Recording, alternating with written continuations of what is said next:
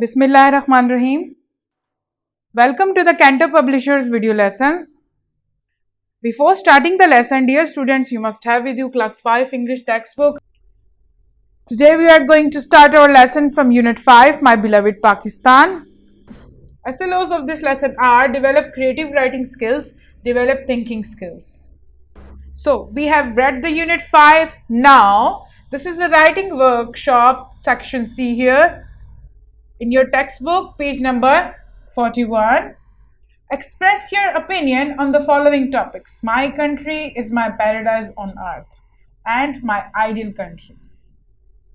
We have read about the Pakistan. So, my country is my paradise on earth. You have to support your ideas by giving details why you think your country is your paradise on earth. What's so special about it?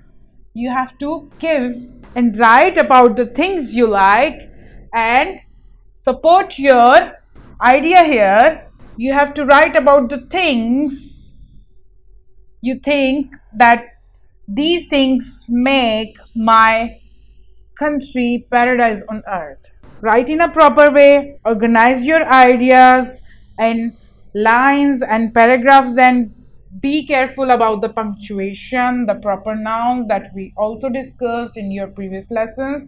So be very careful about that. Organize your thoughts in a proper manner so the reader will not be confused and have a clear idea of your opinion. And my ideal country. Also express your opinion about why your country is your ideal. My ideal country. Which things you want in your ideal country? How you want your country to be an ideal country? You have to write about all this in the manners which I taught you. This is your homework from summer pack. Write a paragraph on my favorite hero in the history.